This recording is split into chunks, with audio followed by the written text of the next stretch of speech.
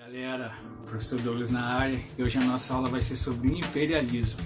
E para isso eu vou tocar a música Propaganda do Jorge Mateus, que vai ficar Se Chama Imperialismo. Espero que vocês curtam, se inscrevam no canal, deem o like de vocês e nos acompanhem sempre. Vamos lá! As evoluções na Inglaterra e na França, o antigo regime, política e economia alteraram. Quando o capital dominou a política, ele desenvolveu várias potências em concorrência, em busca de matérias-primas e de mercado de consumidores. Dominou a Ásia e também os africanos. Se chama imperialismo, domínio sobre outras nações, sob o domínio indireto. O direto se chama imperialismo, domínio sobre outras nações, sob o domínio indireto. O direto domina o território de outras nações.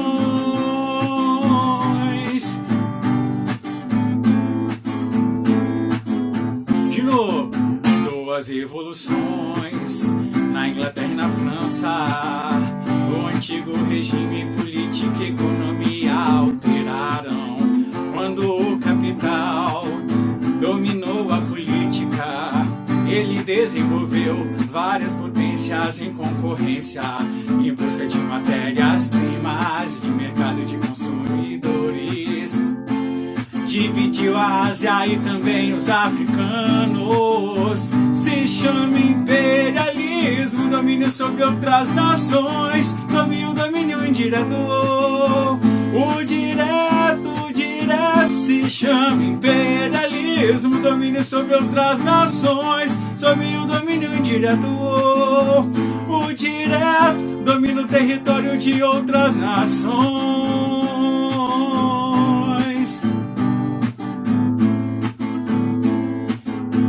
Domina o território de outras nações.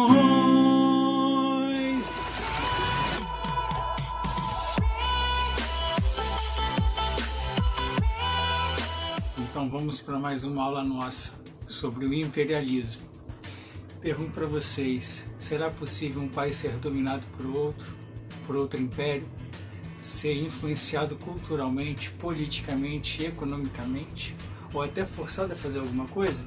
Vocês já pararam para pensar sobre isso? Será que o Brasil, em pleno século XXI, sofre ação de algum país imperialista? Perguntas, reflexões. Nessa aula a gente não vai trabalhar com esse imperialismo atual, que eu posso afirmar que existe, de maneira distinta de outros imperialismos. Nós vamos trabalhar com o imperialismo do final do século XIX, muito importante para nós compreendermos os fundamentos, as condições da Primeira Guerra Mundial. Não dá para entender a Primeira Guerra Mundial sem compreender bem o imperialismo. Eu gosto muito de usar um autor chamado Eric Hobsbawm. Ele, no seu livro A Era dos Impérios, ele tem vários livros, né? A Era do Capital, a Era dos Impérios, a Era dos Extremos e a Era das Revoluções, que é o primeiro. E nessa coleção do Eric Hobsbawm, ele, usando do artifício da história global, uma história que tenta olhar para vários fatos de um determinado momento e ligá-los dentro de um sentido histórico, dentro de um rumo histórico. Essa é a chamada história global. Ele faz periodizações muito importantes e aí ele dá, vamos dizer, caras para os séculos, né? Então o que eu chamo aqui de Era dos Impérios é considerando a periodização do Eric Hobsbawm. Ele fala do longo século XIX, assim como ele fala do breve século XX. O que é isso? Vamos lá. Nós vivemos num período no século XXI que tem determinadas características que dão uma cara para o momento que a gente vive. Quer ver? Uma dessas características é os meios de comunicação são muito rápidos, eles se desenvolvem muito rápido. Um exemplo é que em 2012, qual era o principal meio de comunicação utilizado ainda por celulares? Era o SMS. Você trocava mensagem com as pessoas através do SMS. Aqui no Brasil não era uma coisa comum o uso do WhatsApp, que é um meio de comunicação mais veloz, né, mais preciso do que o SMS. Você mandava mensagem, demorava para chegar, não mostrava confirmação, né? Tem gente que gosta de confirmar se a pessoa leu ou não, né? Mas em pouco tempo você teve uma mudança da velocidade dos meios de comunicação. É uma das características do nosso século XXI, né? Tem pessoas que nasceram no século XX, mas eu digo no momento que a gente está vivendo agora. E uma das características é essa velocidade de informações muito grande e a internet levando informações, vídeo, áudio, imagens de uma maneira muito ligeira. Então eu estou dando um exemplo. Aí eu pergunto, qual seria a cara do século XIX e ainda mais de um longo século XIX, segundo a periodização do Eric Hobsbawm, e depois o breve século XX, nós vamos chegar lá. Agora vejam bem, o longo século XIX ele perpassa os limites cronológicos. Muito interessante a análise do Hobsbawm, que ele fala em um longo século XIX porque ele não começa de 1801, ele tem início no século XVIII e em duas revoluções que começaram paralelamente. A Revolução Industrial, que começou em meados de 1750 a 1780, que a Revolução começou a se desenvolver na Inglaterra, e a Revolução Francesa, que acontece em 1789, que tem vários condicionantes anteriores ao evento em si. E essas duas revoluções que começaram, uma na Inglaterra e outra na França, no século XVIII, elas vão dar a cara para o século XIX inteiro, ainda vão chegar no século XX, até a Primeira Guerra Mundial, em 1914. Então preste atenção, o longo século XIX de Hobsbawm começa em 1780 e vai até 1914, por isso que ele é um longo século, porque tem características que unificam esse período de 1780 a 1914. Quais são essas características que não é a mudança da informação como nós vivemos hoje, mas são mudanças importantíssimas? Primeira coisa, mudanças econômicas. Desde a Revolução Industrial e da ascensão da burguesia, que é a classe que domina os meios de produção, lá na França, através da fundação de uma Constituição dominada e governada pela burguesia, você vai ter um século XIX permeado de brigas entre o antigo regime, que é a monarquia, são os regimes monárquicos, contra esse novo regime da burguesia, que é aquela classe que surge lá na Idade Média e vai se desenvolvendo, vai se tornando uma classe tão poderosa ao ponto de combater aquela que era a classe mais poderosa, que era a nobreza. Então, a Revolução Industrial é a revolução econômica dessa classe e a Revolução Francesa é a revolução política da burguesia. Elas acontecem em países diferentes, mas as influências vão se permear, né? A influência da revolução política vai para um país, a revolução econômica vai para o outro, e essas informações vão se misturar. Então o século XIX é marcado por tentativas de revolução política para o desenvolvimento da revolução econômica numa briga com o antigo regime, que é aquele regime estamental, em que você tem o rei, a nobreza sendo legitimados pela igreja e abaixo deles toda a classe plebeia, ou conhecido como terceiro estado. Então, você vai ter uma briga entre o antigo regime e agora as ideias da Revolução Francesa, que é a ideia das leis acima da vontade de um soberano, de um monarca absoluto. O poder emana do povo, o poder vem do povo, e o povo está representado através das leis, que é feita por representantes do povo, no caso deputados ou Assembleia Constituinte Francesa. Então você tem uma revolução política, uma revolução econômica, e elas, vamos dizer, se casam, mas não é uma coisa instantânea. Então você tem um século XIX que é marcado por essas brigas. Outra coisa é um desenvolvimento econômico acelerado, tanto que você tem no século XIX o avanço da primeira revolução industrial, que é a energia mecânica a vapor, e depois você tem um avanço uma mudança qualitativa para a segunda Revolução Industrial, 1850, né? Cerca de 100 anos depois da primeira Revolução Industrial se desenvolver, surge a segunda, que é baseada na eletricidade, na química, na indústria petrolífera, que vão se desenvolver através da primeira, né? Vários capitalistas vão acumulando dinheiro, vão acumulando recursos, aí você tem vários inventores que começam a direcionar seus experimentos para as indústrias, criar coisas novas para acelerar a produção de mercadorias, e aí você vai ter o surgimento da segunda Revolução Industrial. Então eu falei aqui, primeiro, de brigas políticas entre o antigo regime e o regime burguês, que surge da Revolução Francesa. Segunda característica é um avanço econômico, o domínio do homem, domínio que o homem tem sobre a natureza, ele vai se alterando de maneira qualitativa, vai se tornando mais, a tecnologia mais avançada vai chegando, né? E o Hobsbawm ele mostra como é que essas duas revoluções elas vão se cruzando durante o século XIX. No ano de 1851, especificamente, é como se aquela revolução política, a prática revolucionária de classes que estão na base da sociedade, defendendo uma constituição e uma sociedade mais igualitária, ela vai ceder espaço para o domínio da revolução econômica, no qual a burguesia domina. Esse período que vai de 1780 a 1851 é chamada de Era das Revoluções por Hobsbawm, ou seja, uma parte do longo século XIX, como eu disse para vocês, marcada por essas revoluções.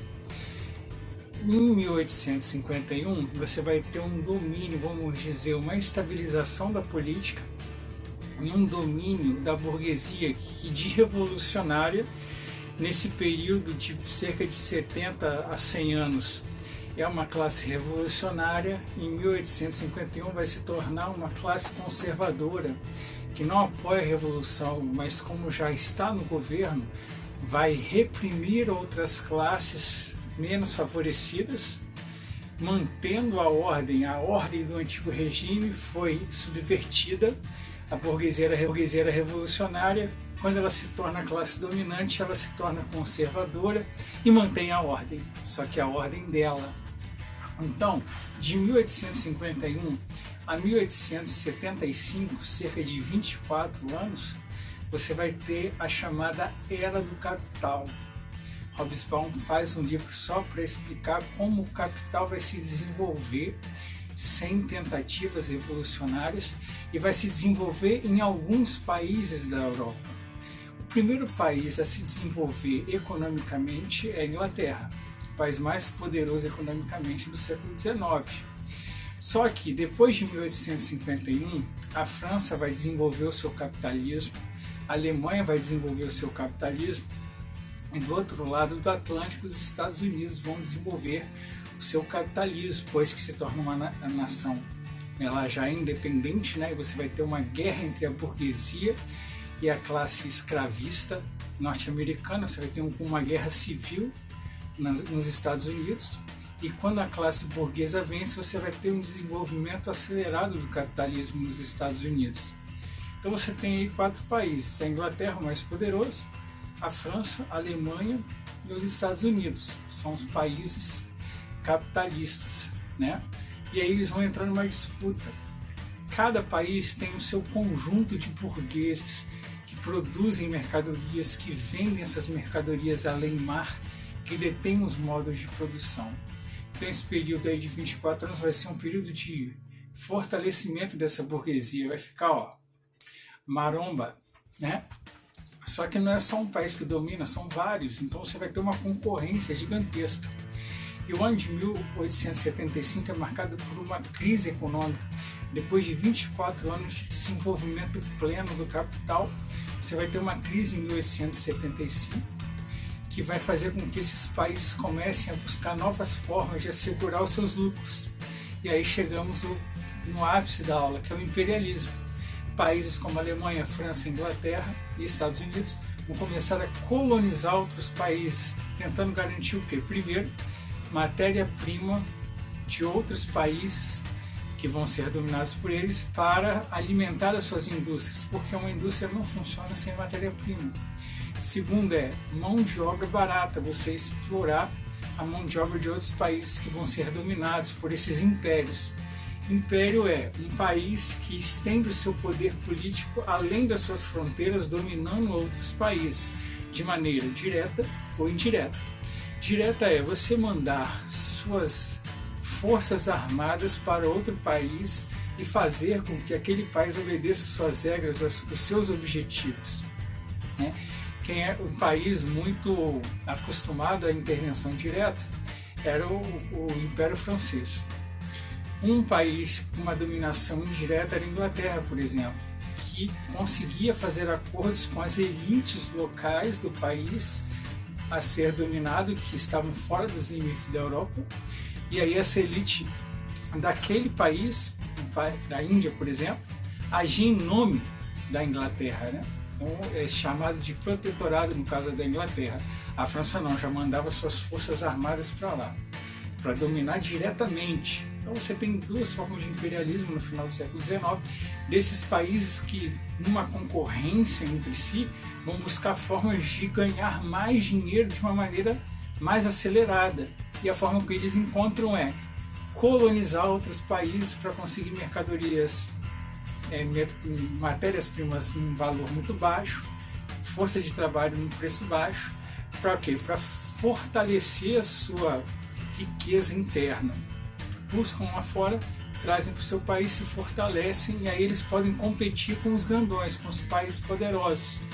Então, esse período que vai de 1875 a 1914, 29 anos de história basicamente, você vai ter a Era dos Impérios, países que se tornam impérios que vão bater de frente entre si por busca de domínios de rios na África, de regiões na África ou de regiões na Ásia, que vão ser os países africanos que vão ser explorados e países da Ásia que vão ser explorados.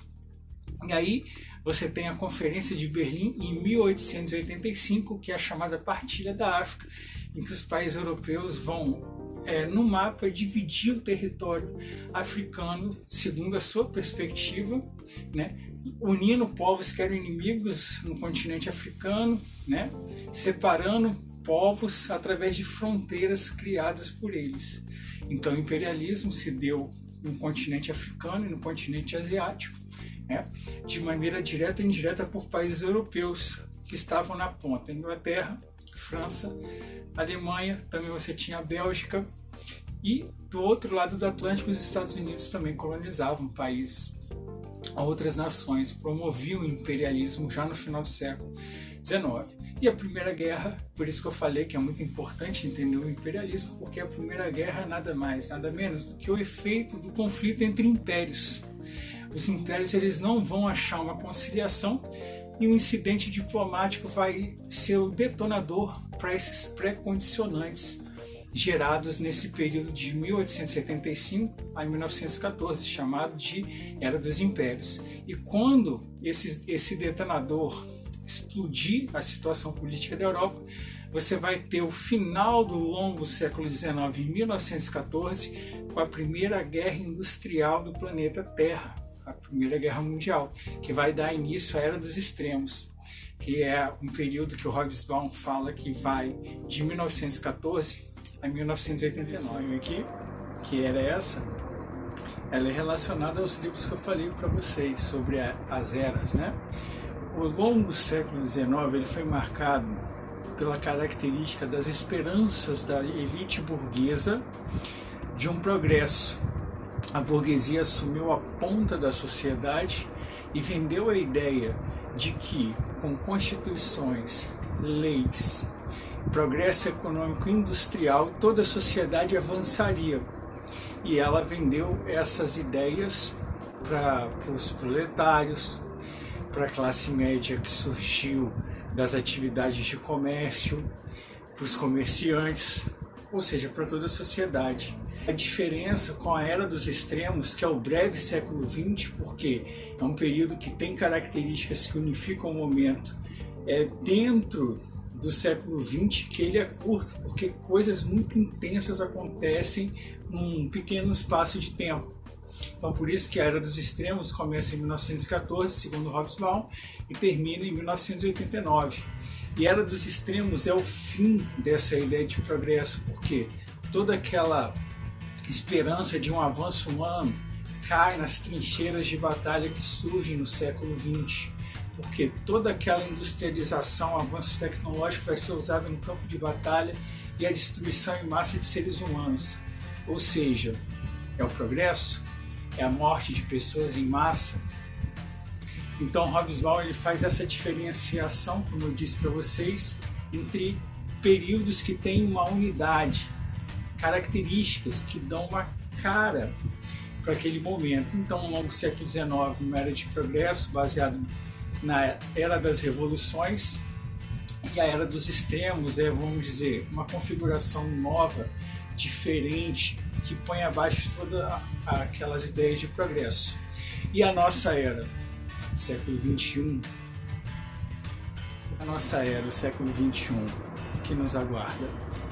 Nós vemos que estamos no olho do furacão com muitas dificuldades. Racismo, pandemia, ignorância governamental, militância aos moldes fascistas. Inclusive nós vamos ter uma aula sobre nazifascismo. Então temos aí um futuro indeterminado, cheio de preocupações. Mas por hoje é só. Peço que vocês se inscrevam no canal, deem o seu joinha, comentem o vídeo. Qualquer dúvida também, entre em contato conosco. Um grande abraço, é o Né Pensando Contigo.